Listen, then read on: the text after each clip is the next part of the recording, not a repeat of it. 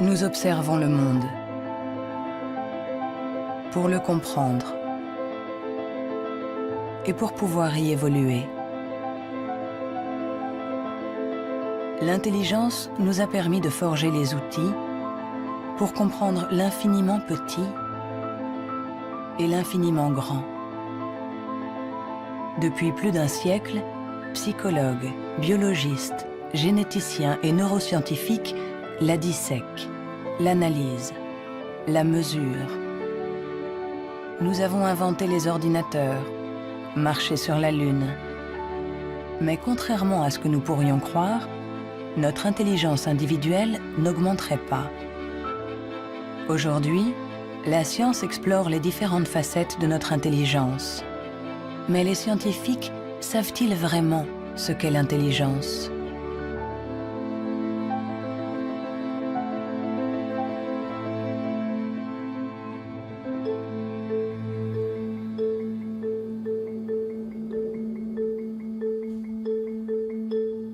L'intelligence, c'est faire le lien.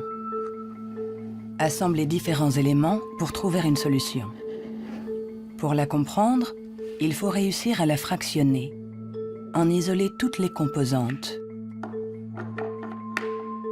Les chercheurs se sont donc penchés sur ces différentes facettes.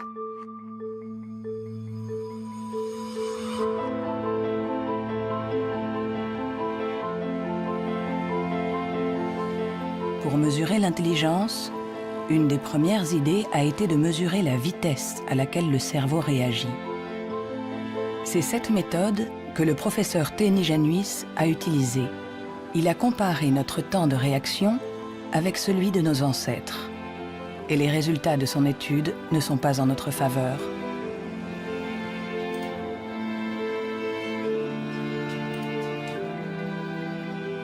Pour mesurer le temps de réaction, on présente à un sujet une lumière sur un écran et il doit dire, en appuyant le plus vite possible sur un bouton, si elle apparaît à droite ou à gauche.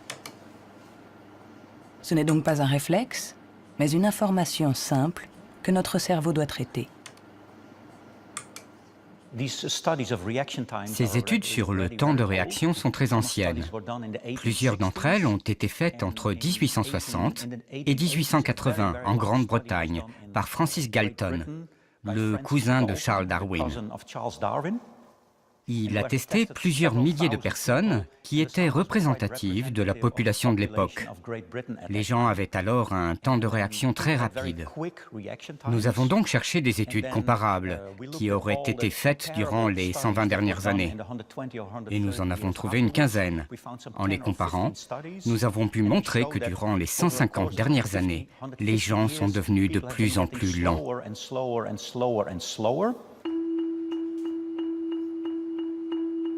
Pour le professeur Teni Januis, intelligence égale vitesse. Et notre cerveau mettrait en moyenne 50 millisecondes de plus que celui de nos arrière-grands-parents pour traiter une information simple. 50 millisecondes de plus, ça a l'air ridiculement bref. Mais quand on pense aux milliers de décisions que nous devons prendre chaque jour, si vous êtes un tout petit peu plus lent pour chaque décision, ça peut avoir des conséquences très importantes. Le professeur Teni Januis est convaincu que nous sommes moins intelligents qu'au XIXe siècle.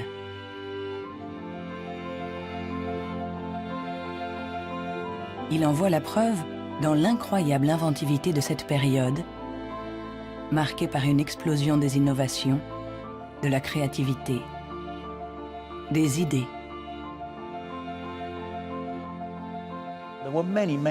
Il y a eu énormément de fantastiques innovations au XIXe siècle.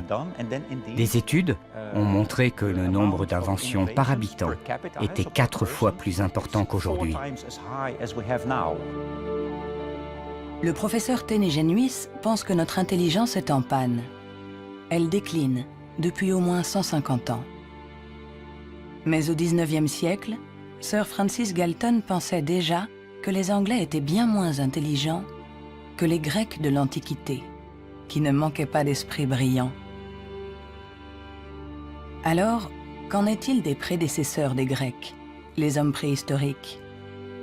Eh bien, il est extrêmement difficile de mesurer leur intelligence. Pourtant, à l'Institut Max Planck de Leipzig, on essaye de répondre à cette question en reconstituant le cerveau de nos ancêtres de la préhistoire.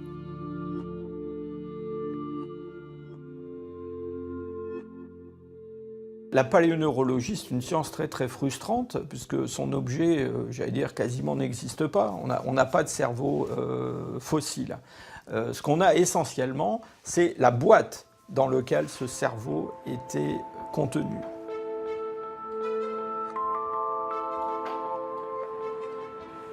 En comparant notre cerveau avec celui des hommes préhistoriques, les scientifiques se sont aperçus qu'il y avait des différences. Des différences de forme, mais aussi des différences de taille. Certains hommes préhistoriques avaient un cerveau plus grand que le nôtre. Quand on sait que tout ce que nous sommes, tout ce que nous pensons, nos souvenirs, notre personnalité, nos émotions, notre langage, tout dépend essentiellement de cet organe, alors est-ce que l'intelligence est directement liée à la taille? Il serait naïf de penser qu'il n'y a pas de lien entre la taille du cerveau et la complexité des comportements, entre guillemets, l'intelligence. On le voit dans le monde animal, hein, les animaux qui sont les plus intelligents, en particulier les cétacés, certaines formes de dauphins par exemple, sont des formes qui dans le monde animal ont de très grands cerveaux, un grand nombre de neurones. On retrouve chez eux quelque chose qui rappelle ce qu'on trouve chez les primates, les grands primates, et chez l'homme.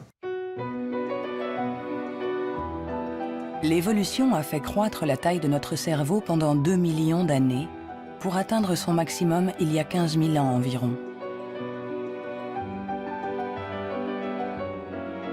L'homme de Cro-Magnon, qui a peint les murs de la grotte de Lascaux il y a quelques 17 000 ans, était un Homo sapiens, comme nous. Mais de tous les Homo sapiens, il est celui doté de la plus grosse cervelle. En effet, la taille de notre cerveau aurait diminué par rapport à celui de notre ancêtre. Et pour certains chercheurs, nous serions moins intelligents que lui. Mais cette théorie est loin de faire l'unanimité.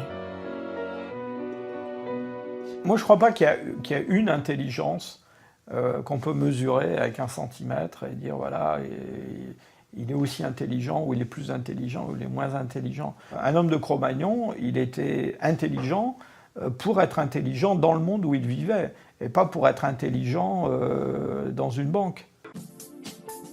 Si on allait chercher avec la machine à voyager à travers le temps un homme d'il y a 25 000 ans, un Cro-Magnon, qu'on l'amenait aujourd'hui, il s'adapterait au monde dans lequel il aurait à vivre.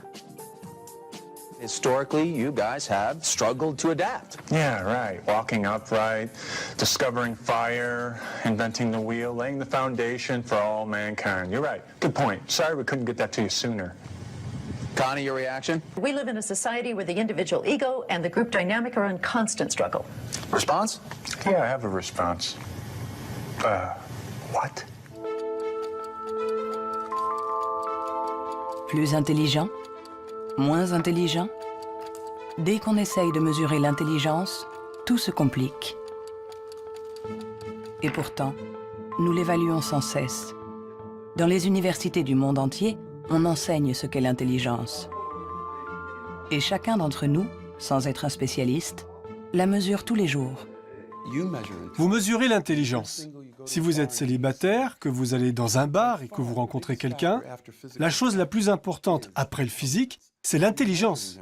Vous évaluez l'intelligence des gens quand vous parlez avec eux. Sont-ils rapides quand vous leur parlez de quelque chose qu'ils ne connaissent pas? Est-ce qu'ils comprennent? Mesurer l'intelligence en analysant les réponses, en évaluant la pertinence des actions, en comparant les individus. Une méthode qui a donné naissance au seul outil dont nous disposons pour évaluer l'intelligence, le quotient intellectuel, ou QI, inventé par Alfred Binet au début du XXe siècle. Alfred Binet était assez critique vis-à-vis des aliénistes, les psychiatres de l'époque. qui faisait des diagnostics pour juger du retard intellectuel avec des grandes catégories. Il y avait les idiots, ceux qui étaient le degré d'arriération le plus profond, les imbéciles ensuite, et puis les débiles. Et Binet trouvait que leurs critères étaient tout à fait contestables, très vagues, différents d'un psychiatre à l'autre. Il estimait qu'il fallait avoir des critères objectifs, qu'il fallait mettre au point une sorte d'instrument d'évaluation qui s'appuie sur des critères scientifiques. En 1905, le ministère de l'Éducation nationale demande à Alfred Binet de trouver un moyen de détecter les enfants en difficulté scolaire. Il n'avait pas de théorie sur l'intelligence, mais en observant ses filles, il a imaginé qu'on pouvait l'évaluer à partir du raisonnement, de la compréhension, de la mémoire. Ce qu'il a cherché à faire, finalement, c'est à trouver pour chaque âge les problèmes qui sont caractéristiques de cet âge. Par exemple, en leur présentant une image, en leur demandant qu'est-ce que ça représente. Alors, il avait remarqué que les enfants de 3 ans énumèrent ce qu'il y a dans l'image. Il y a un monsieur, une dame, un banc, un arbre. Que vers 7-8 ans, ils la décrivent, l'image. C'est un monsieur et une dame qui sont assis sur un banc. Et puis, vers 12 ans, ils l'interprètent. Ce sont des malheureux, ou le monsieur est malade, des choses de ce genre. C'est ainsi que Binet met au point avec Théodore Simon le premier test d'intelligence. Le QI classique, ou en âge mental, est né. C'est le rapport entre l'âge mental, donné par le résultat du test, et l'âge réel de la personne. On multiplie ce chiffre par 100 pour obtenir le QI. Si un enfant de 10 ans réussit les épreuves des enfants de 12 ans, alors il sera en avance et il aura un QI de 120. L'idée, ça a été de rapporter la performance d'un individu à la performance de ceux qui lui sont comparables, c'est-à-dire qui sont exactement dans la même catégorie d'âge, de la même culture, etc. Et on va avoir évidemment toute la distribution, toute la répartition des scores dans le test à un âge donné. Le QI, c'est juste la position d'un individu par rapport aux performances des gens qui sont comme lui, c'est-à-dire qui ont le même âge que lui. Nous accordons au QI un pouvoir exagéré, parce qu'il prétend évaluer cette qualité si particulière qu'est l'intelligence. Difficile dès lors de résister à la tentation de s'évaluer, de se comparer. Ce qui est un peu catastrophique, c'est ce qu'on voit actuellement sur des sites internet où on vous permet de calculer votre QI. Et alors je pense que des gens, ils font ça, ils se retrouvent avec un chiffre et ils vont l'interpréter, si par exemple ce chiffre n'est pas bon, en se disant qu'ils ne sont pas intelligents. C'est absolument ridicule et catastrophique. Le 2. Il est ridicule de croire qu'un chiffre peut résumer quelqu'un. Le 4. Le 3. Les vrais tests de QI se font chez des psychologues agréés, Le 2. car il faut savoir les interpréter en les mettant en rapport avec le passé d'un individu, son présent, Le 2 ou le 3. sa personnalité. Le QI permet d'évaluer l'intelligence, de comparer les individus. Mais nous permet-il de savoir si notre intelligence a évolué depuis que Binet l'a inventé il y a plus d'un siècle? Réussissons-nous mieux aujourd'hui les tests de QI? C'est en Nouvelle-Zélande qu'on a apporté pour la première fois une réponse à cette question. C'est ici que James Flynn a fait une découverte surprenante que les scientifiques du monde entier ont baptisé l'effet Flynn. L'effet Flynn, c'est la découverte que pour toutes les nations qui sont entrées dans l'ère industrielle, il y a eu des gains importants dans les tests de QI. J'ai regardé tous les types de tests de QI dans 40 pays. comme en France, en Hollande, en Norvège, partout où il y avait des appelés au service militaire. On leur donnait exactement le même test chaque année, et les gains sont évidents. Il y a 1 ou 2 générations, les gens avaient en moyenne 30 réponses justes sur 60, alors qu'aujourd'hui, ils en ont 45.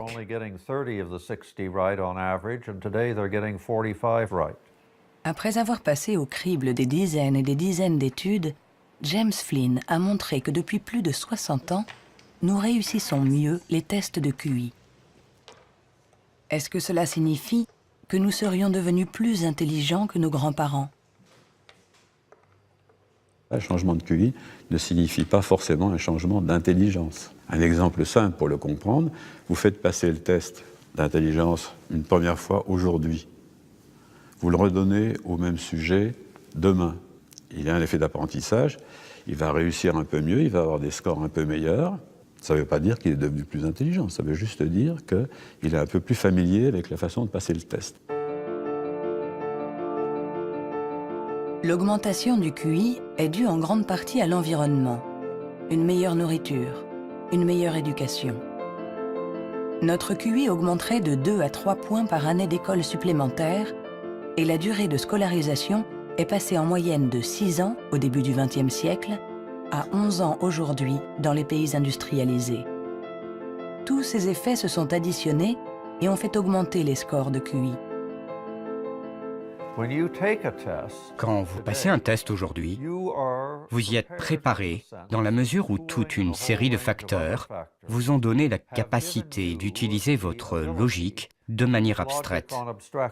C'est pour ça que vous pouvez regarder une suite de nombres et deviner le suivant.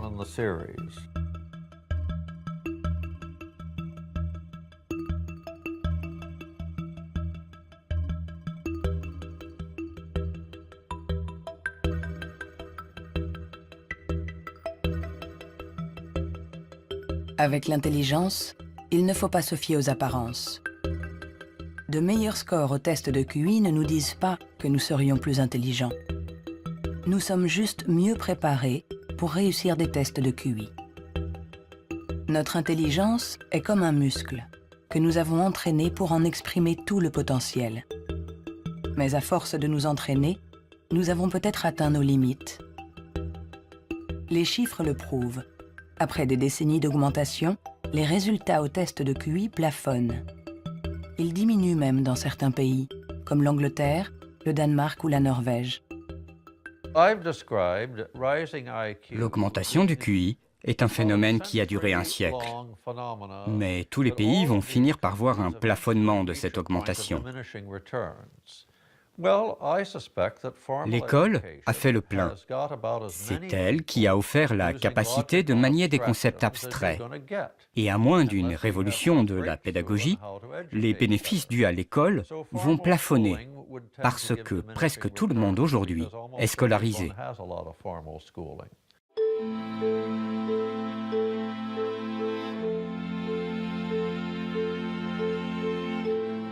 Un QI qui stagne. Des cerveaux plus lents, plus petits.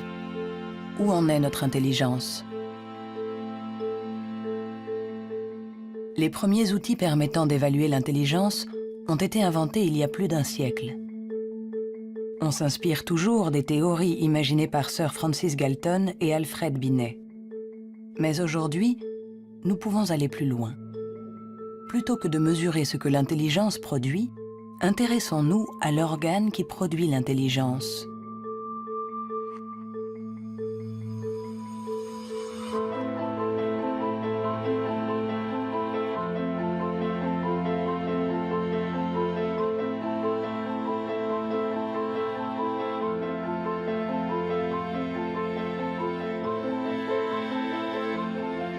Richard Ayer est psychologue et neuroscientifique à l'Université de Californie, Irvine. Depuis plus de 30 ans, il essaie de savoir à quoi ressemble un cerveau intelligent. Grâce aux progrès faits par l'imagerie cérébrale ces dernières années, il cherche, avec son collègue le professeur Rex Jung, où, dans le cerveau, se niche l'intelligence. Nous regardons le cerveau de Richard Ayer. un très joli cerveau. Le docteur Ayer est une personne brillante, intelligente, et nous voyons toutes les régions qui sont le support de son intelligence.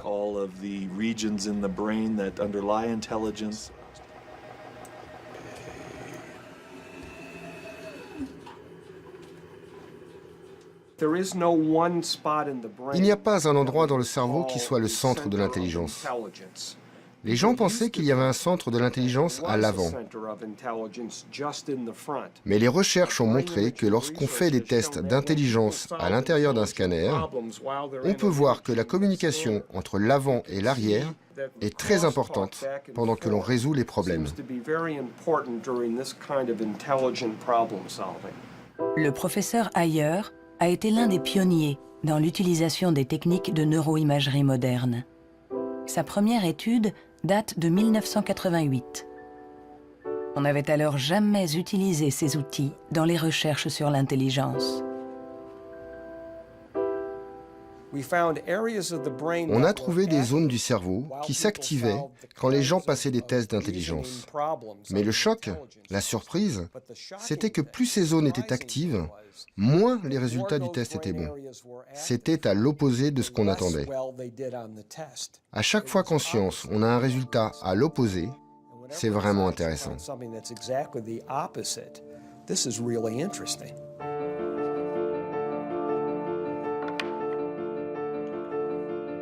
Un cerveau intelligent n'est pas un cerveau qui fonctionne plus, mais au contraire, un cerveau qui fonctionne moins. C'est ce qu'on appelle la neuroefficacité. Être intelligent, c'est résoudre un problème en faisant un minimum d'efforts.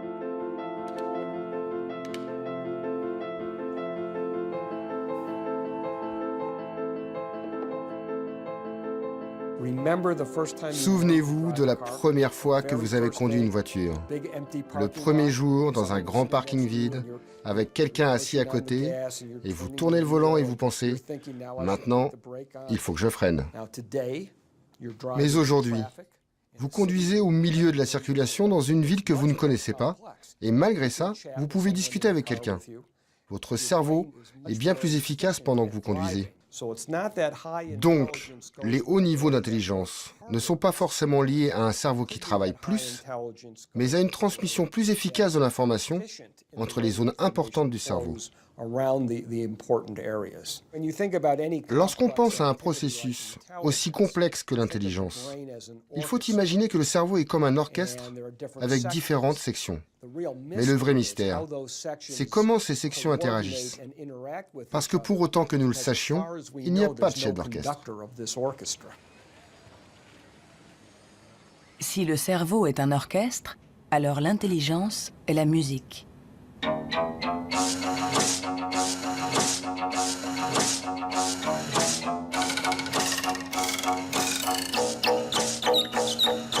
Nous commençons à déchiffrer la partition, mais nous ne savons toujours pas comment les musiciens parviennent à jouer ensemble.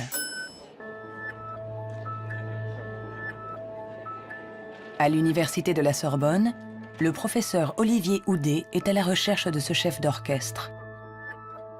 Pour le trouver, il mesure l'activité électrique du cerveau pendant que des enfants résolvent des problèmes. Ce qui l'intéresse, c'est ce qu'il appelle les bugs de l'intelligence. Si vous présentez à un enfant ce dispositif avec 1, 2, 3, 4, 5 babards écartés ou 5 babards resserrés, et vous demandez à l'enfant, y a-t-il le même nombre de babards au-dessus et en dessous, jusqu'à 6-7 ans, tous les enfants du monde vont vous répondre « Ah ben non, il n'y en a pas pareil, il y en a plus là parce que c'est plus long ». Le cerveau de l'enfant est donc piégé par l'intelligence, c'est-à-dire visio-spatiale, selon laquelle longueur est égale à nombre. Dans le cerveau, ça se traduit par le fait qu'on a des chemins neuronaux différents pour résoudre une même tâche.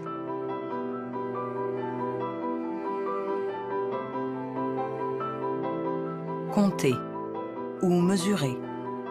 Il y a toujours plusieurs solutions à un problème. Et notre cerveau est sans cesse en train de lutter pour inhiber les mauvaises stratégies.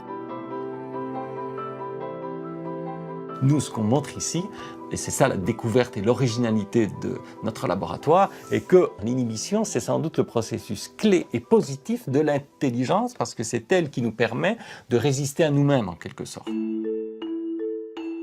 Résister à nous-mêmes, c'est apprendre à contrôler les interférences qui viennent perturber notre intelligence. Le test de Stroop est une des méthodes pour observer ces interférences. Il consiste à donner la couleur d'un mot, mais attention, sans le lire. Bleu, jaune, rouge, jaune,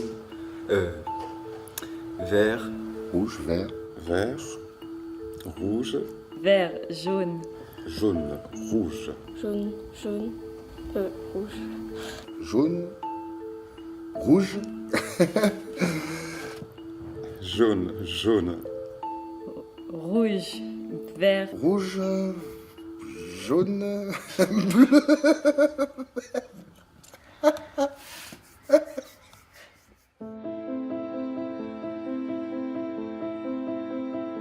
Pour résoudre un problème, nous sollicitons différentes régions du cerveau reliées entre elles, mais qui sont parfois en compétition. Mais comment ces différentes zones communiquent-elles? C'est ce à quoi s'intéresse le professeur Douglas Fields à l'Institut national de la santé de Washington.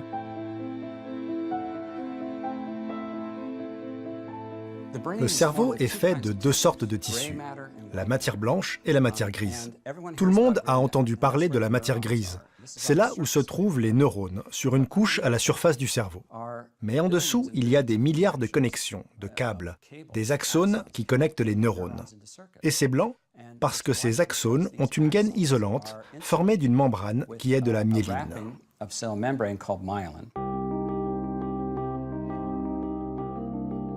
La myéline entoure les axones, permettant aux informations de circuler de manière rapide et efficace dans le cerveau.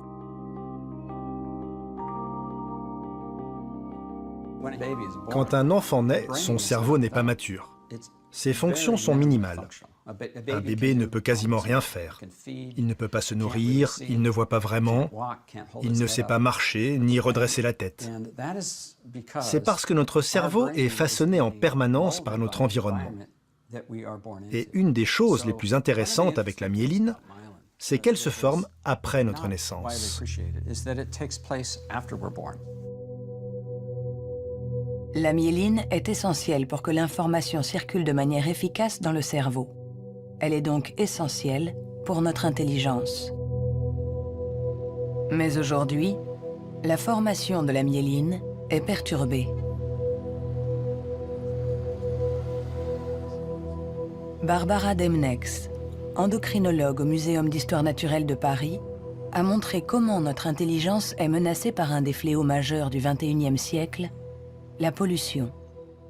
Quel que soit l'endroit où vous vivez dans le monde, vous allez être exposé à des centaines de produits chimiques qui vont interférer avec l'hormone thyroïdienne. Cette hormone est produite par la glande thyroïde qui se trouve à la base du cou chez l'homme. Elle est nécessaire au développement du cerveau depuis les premières étapes du développement du fœtus jusqu'à un âge plus avancé, comme le mien, pour assurer le maintien de fonctions, comme la myélinisation. L'Autorité européenne de sécurité des aliments a analysé 297 pesticides. Plus d'une centaine d'entre eux perturbent le fonctionnement de l'hormone thyroïdienne. Tout comme le bisphénol A, les PCB, les retardateurs de flamme. Des produits chimiques avec lesquels nous sommes en contact tous les jours. L'équipe de Barbara Demnex a montré qu'ils ont la particularité de bloquer les récepteurs spécifiques de l'hormone thyroïdienne sur chacune des cellules de notre cerveau. Et les effets sont considérables. Ce sont des preuves solides. On a regardé, les scientifiques ont regardé, les niveaux d'exposition chez les femmes qui ont des enfants. On a comparé différents niveaux d'exposition et on a vu que les niveaux les plus élevés étaient associés à une perte de 5 à 6 points de QI chez leurs enfants. C'est vrai que la plupart d'entre nous ne voient pas la différence, mais il est évident que 5 points de QI en moins peuvent faire une grande différence pour votre réussite scolaire. ou votre réussite dans la vie. Et le simple fait de le savoir est vraiment troublant pour les parents.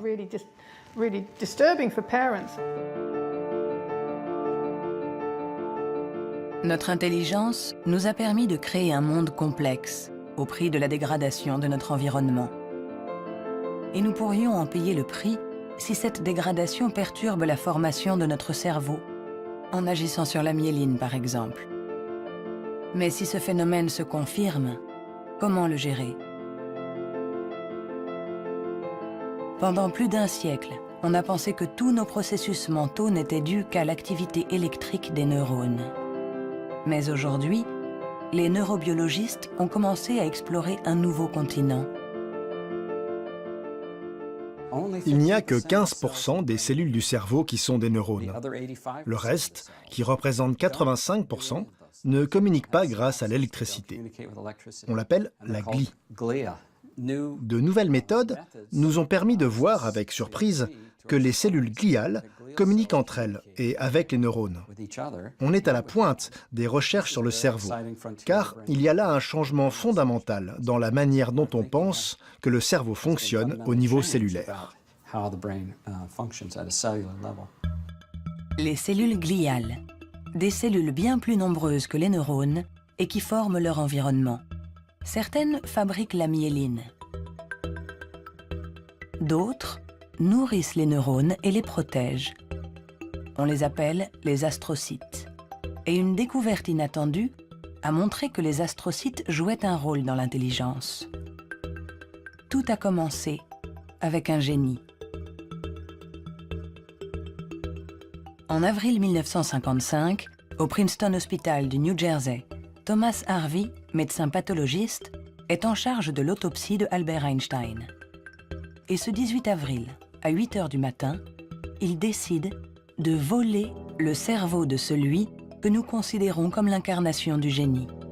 Il espérait, en examinant le précieux organe, percer les secrets de l'intelligence. Après l'avoir conservé caché chez lui pendant 27 ans, il autorisa d'autres scientifiques à l'examiner. Et ils découvrirent quelque chose dans le cerveau d'Einstein qui était peut-être le secret de son intelligence.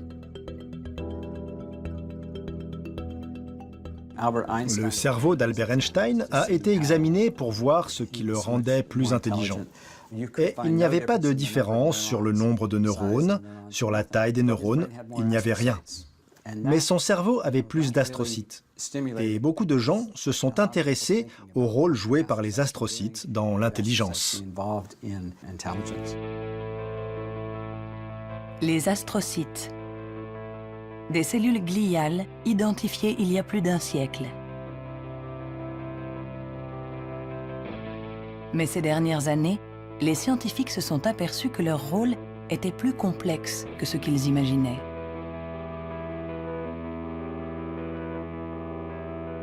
Les astrocytes servent à beaucoup de choses. Ils contrôlent les synapses, ils contrôlent le flux sanguin dans le cerveau, ils nourrissent les neurones, ils réagissent aux blessures. Toutes ces choses étaient considérées comme des tâches ménagères faites par les astrocytes dans le cerveau. Et plein de gens ne les prenaient pas au sérieux. Jusqu'à ce qu'on réalise que ces tâches ménagères font que l'astrocyte contrôle le neurone. Un astrocyte humain contrôle des centaines de neurones. Bien plus que ce que peut faire un astrocyte de souris, par exemple. En se basant sur cette observation, une équipe de l'Université de Rochester a mis au point une expérience fascinante. Pour mieux comprendre l'intelligence humaine, ils ont décidé de lui faire franchir la barrière des espèces. Ils ont greffé des astrocytes humains dans le cerveau de souris.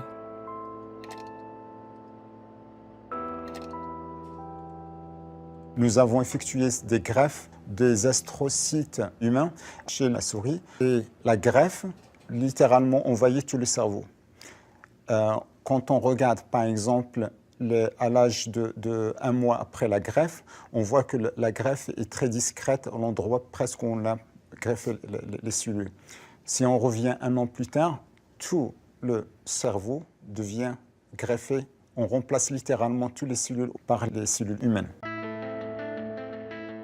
On s'est rendu compte que ces souris sont plus aptes à avoir une meilleure mémoire et un meilleur apprentissage que les souris non greffées. Pour tester les capacités de ces souris au cerveau modifié, les chercheurs les ont placées dans un labyrinthe. Résultat, les souris greffées trouvent la sortie 2 fois plus vite que les souris non greffées. Cette expérience ne laisse plus la place au doute. Les astrocytes contribuent à favoriser la mémoire et l'apprentissage. Ils jouent un rôle clé dans notre intelligence.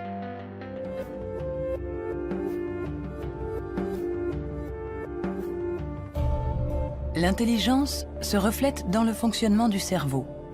Mais comment expliquer les différences d'intelligence de nos collègues, de nos amis, de nos parents? Ont-ils plus de matière blanche, moins d'astrocytes, des neurones plus rapides? Ce qui est à l'origine de nos capacités se trouve en partie dans nos gènes. Robert Plomin est généticien comportementaliste. Dans le cadre de ses recherches, il a regardé grandir des milliers d'enfants. Grâce à eux, il espère pouvoir trouver les gènes qui influent sur l'intelligence. Les gens demandent souvent dans quelle mesure l'intelligence est déterminée par les gènes. Mais tout d'abord, il faut insister sur le fait que le mot « déterminé » n'est sans doute pas le bon. On devrait dire « influencé ». C'est comme pour la taille, elle est liée aux gènes, mais pas déterminée par eux. Si vous êtes grand, il est probable que vos enfants seront plus grands que la moyenne. Mais s'ils sont mal nourris ou s'ils sont malades, ils seront peut-être plus petits. Ce n'est pas déterminé, c'est influencé. Pour l'expliquer différemment, les gènes nous donnent un potentiel et l'environnement permet de l'exprimer.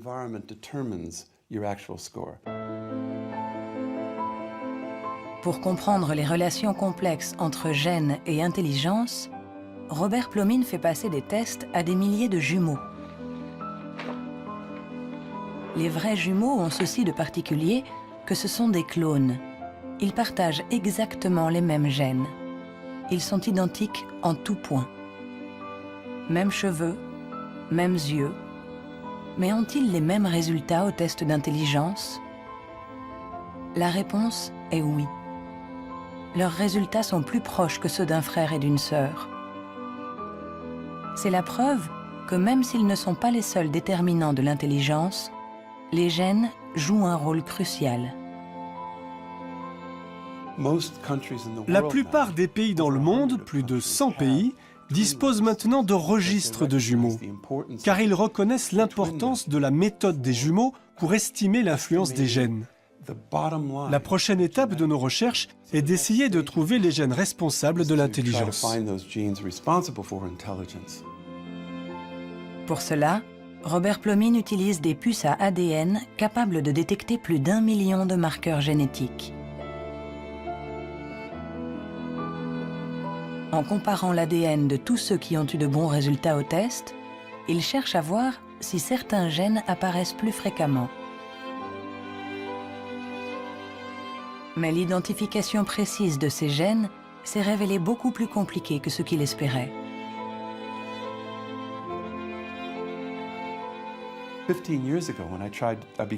Il y a 15 ans, quand j'ai commencé à essayer de trouver les gènes de l'intelligence, personne n'imaginait que ce serait aussi difficile. On a identifié plus de 300 gènes qui influent sur l'intelligence. Et le problème, c'est qu'on en a identifié seulement 1%.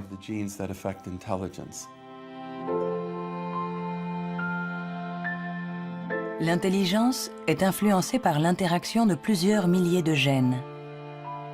Ils forment un réseau d'une complexité inouïe, d'autant plus qu'ils produiraient des effets différents selon la région du cerveau où ils s'expriment.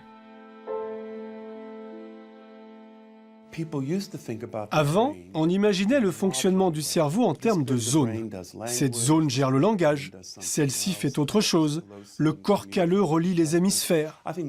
Beaucoup de gens aujourd'hui ont réalisé que c'était une fiction, que le cerveau agissait de manière plus globale.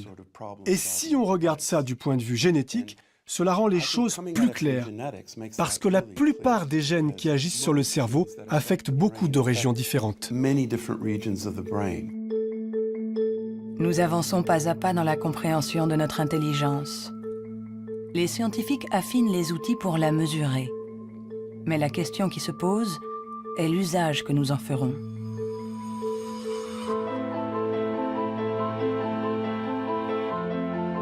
L'intelligence est ce qui prédit le mieux notre niveau d'études, notre emploi. Par conséquent, parler de l'intelligence de quelqu'un n'est pas anodin. On donne une valeur, on classe, on hiérarchise, avec tous les risques de dérapage que cela comporte. L'erreur de raisonnement, c'est de considérer que l'intelligence serait essentiellement héréditaire. Et ça a conduit effectivement à des dérives qui sont tout à fait ridicules, je dirais, absolument ridicules.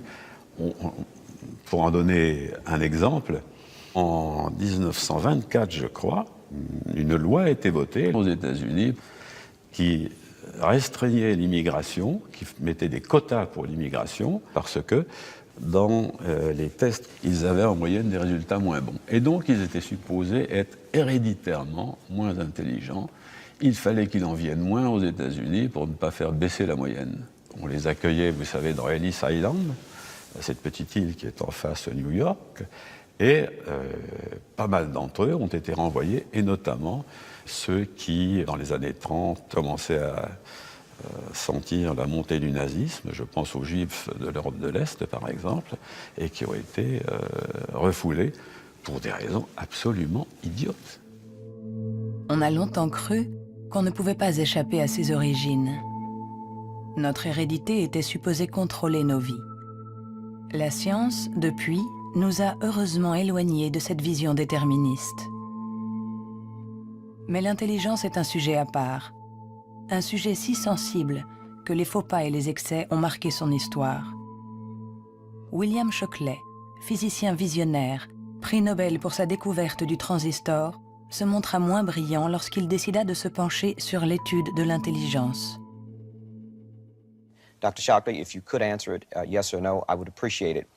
Do you believe that black people are inferior in intelligence because of their heredity? What I say is this. My research leads me, and it's a tragic conclusion, really, my research leads me inescapably to the opinion that the major cause of the American Negro's intellectual and social deficits is hereditary and racially genetic in origin, and thus not remediable to a major degree by practical improvements in environment. Then what do you see as the solution to the problem? I would propose that you would offer a bonus to everyone to be sterilized. The offer is based upon the best estimates, best scientific estimates that one can have of any genetically carried disabilities. 1974, c'était tout juste hier, une époque pas si lointaine où certains se servaient du QI pour justifier des théories racistes, pour exclure ceux qui étaient différents. Joseph Chovanec est atteint du syndrome d'Asperger, une forme d'autisme qui peut cohabiter avec un QI élevé. Diplômé de Sciences Po, docteur en philosophie, écrivain. À 6 ans, il ne disait pas un mot. Aujourd'hui, il parle 7 langues, dont l'hébreu, l'arabe, le perse et l'azerbaïdjanais. Je fais partie de ces enfants qui étaient promis à la poubelle. Pendant très longtemps, on nous a dit que les personnes autistes étaient déficientes intellectuelles. On a posé presque comme synonyme déficience intellectuelle et autisme. Alors qu'aujourd'hui, on sait bien que ce n'est pas le cas. Chaque société humaine a besoin d'un certain nombre de hiérarchies, a besoin que les gens se démarquent un peu des autres. Et on a tendance à résumer un peu tout par un critère unique. Aux États-Unis, ce qui fait, j'allais dire, les qualités humaines et les hiérarchies, c'est le QI. En France, c'est tel ou tel concours administratif. Sous la Chine impériale, c'était les fameux concours de mandarinat. Mais tout ça, ça repose sur une idée centrale qui est fausse, à savoir qu'il y aurait une échelle unique de l'humanité. Et forcément, celui qui prône ce genre de théorie, il se place lui-même tout au sommet. C'est toujours comme ça. L'intelligence comme échelle unique de l'humanité. Mais peut-on résumer l'humain à une seule dimension? Peut-on réduire l'homme à sa seule intelligence, alors que l'intelligence elle-même a de multiples facettes?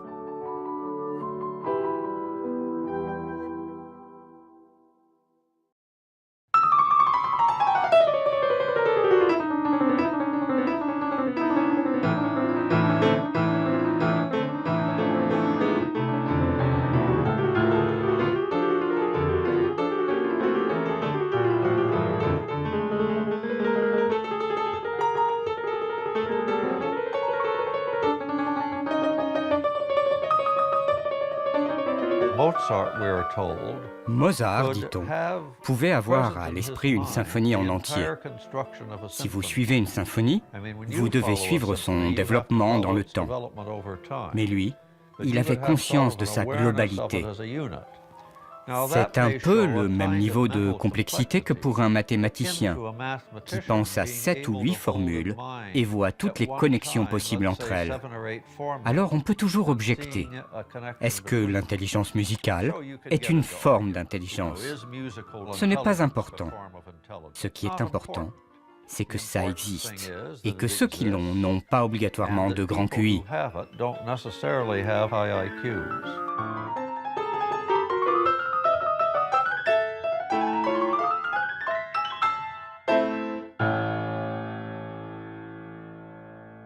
Il y a eu toujours une résistance à considérer qu'il y avait des formes d'intelligence différentes et une espèce de propension à vouloir déterminer un QI général, ce qui voudrait dire qu'on a une intelligence unidimensionnelle, voilà, et vous êtes plus ou moins haut sur cette dimension.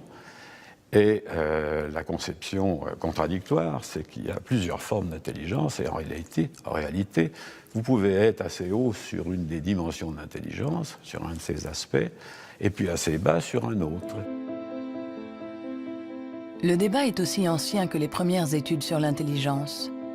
En effet, les scientifiques se sont aperçus que quelle que soit la méthode utilisée, ils n'arrivaient pas à évaluer l'intelligence avec une échelle unique.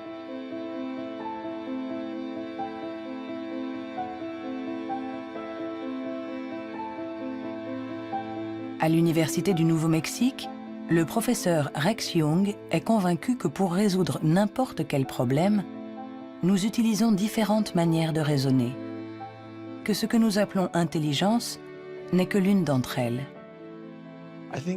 Je pense que la créativité est un autre mode de fonctionnement du cerveau. Je cherche à savoir si elle est différente de l'intelligence. Est-elle similaire? Est-ce que c'est la même chose ou bien est-ce différent? J'en suis arrivé à la conclusion que la créativité est un processus de raisonnement fondamentalement différent.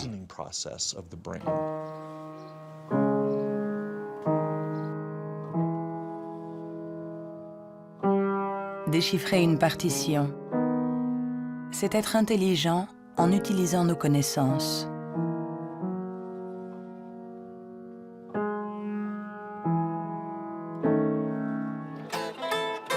Improviser, c'est être intelligent en inventant, en étant créatif.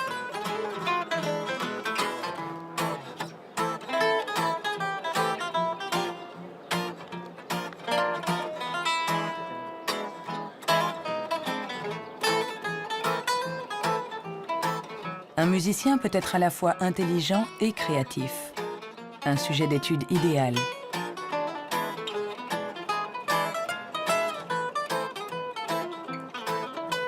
Le professeur Jung a examiné de nombreux cerveaux pour savoir comment intelligence et créativité peuvent cohabiter.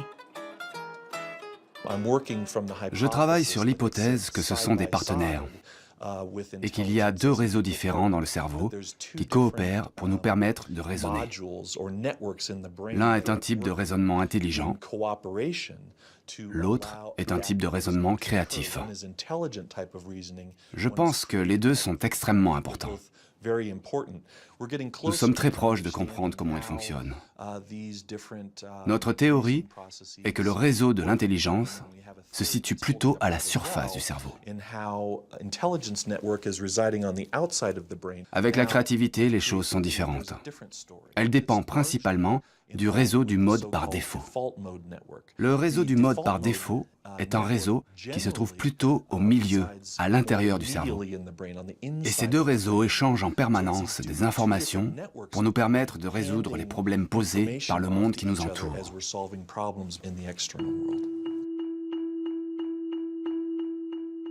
Nous avons tous expérimenté cette sensation d'une idée surgissant de nulle part avec la force de l'évidence. Ce que nous révèlent les neurosciences, c'est que ce mode de raisonnement, ce mode inventif, créatif, est un mode de raisonnement à part entière. Peut-on être intelligent sans être créatif? Ou créatif sans être intelligent? La question a elle-même un sens. Pour évoluer intelligemment dans le monde, n'avons-nous pas besoin de toutes les ressources de notre esprit ? On ne peut pas être créatif en physique, par exemple, si on n'a qu'une éducation physique. Pour être créatif en physique, il faut une autre éducation et ensuite se retrouver dans un univers étranger et réutiliser des trucs et astuces, des mécanismes mentaux qu'on a appris ailleurs. Hein. Et le drame de la recherche stérile, c'est la recherche qui ne connaît que sa petite chapelle, où il n'y a ni import ni export de données. Hein. Par contre, tous ceux qui ont été créatifs, ce sont des gens qui ont importé des idées d'un univers autre.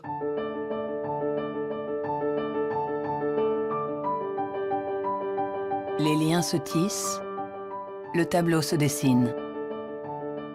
Les scientifiques assemblent petit à petit les différentes composantes de notre intelligence. Mais le monde évolue, et l'intelligence aussi.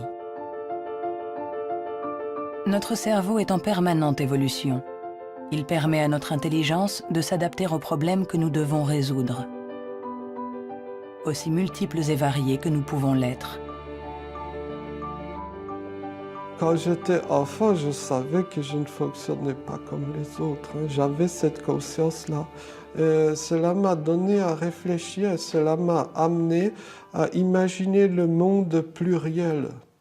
Imaginer le monde où il n'y a pas un seul axe, que ce soit de classement ou de valorisation, mais un grand nombre d'axes. Et je veux dire, la vraie intelligence du monde, n'est-ce pas de savoir réfléchir de façon plurielle, de savoir prendre en compte plusieurs grilles de compréhension du monde et non pas une seule. Le rôle de la science n'est peut-être pas de dire si nous sommes plus ou moins intelligents que nos voisins ou que nos ancêtres, mais de nous aider à comprendre comment notre cerveau fonctionne.